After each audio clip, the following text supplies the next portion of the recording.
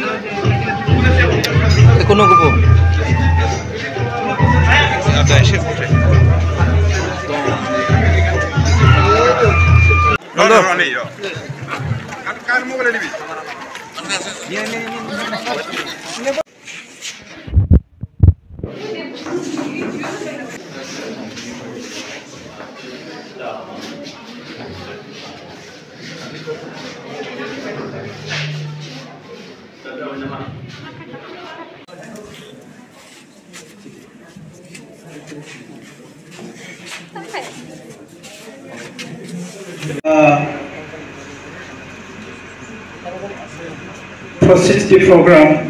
for the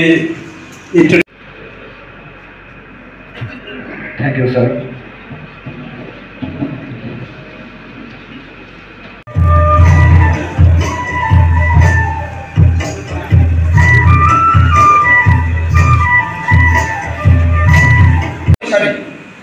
গোটে infrastructure বনাই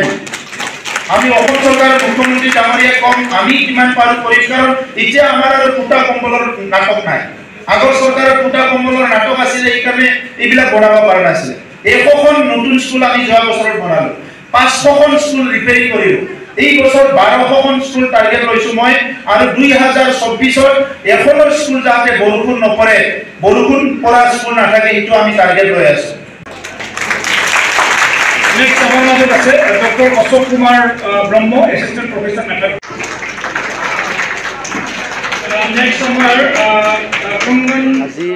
বাসুগাঁও কলেজত আমাৰ বিশেষকৈ এটা প্ৰগ্ৰাম লোৱা হৈছে ইয়াত আমাৰ যেটো এডমিনিষ্ট্ৰেটিভ ব্লক নিৰ্মাণ কৰা হৈছে এটো আজি ওপেনিং কৰিছে আৰু সৰুকৈ এটা সায়েন্স ল্যাব তেখেতসকলে আজি ওপেনিং কৰিছে আৰু ইয়াৰ লগতে 14 জন টিচিং নন টিচিং স্টাফ আজি এপইন্টমেন্ট হ'ব এই গুটি কাৰ্যসূচীটো লৈ মই আমাৰ সাংসদ তথা জিবিৰ প্ৰেসিডেন্ট ৰংগৰা নাৰ্জাৰী ডাঙৰীয়া আৰু আমাৰ স্থানীয় বিধায়ক জয়ন্ত বসুমতাৰী ডাঙৰীয়া আৰু MCLA আমাৰ সাইখং বসুমতাৰী মাধৱ চেত্ৰী আমি সবে একেলগে আহিছো আৰু ইয়াত জিবিৰ সকলো মেম্বাৰ সকলক ইয়াত আজি মাতা হৈছে বাসুগাঁও কলেজ আমাৰ এই অঞ্চলৰ কাৰণে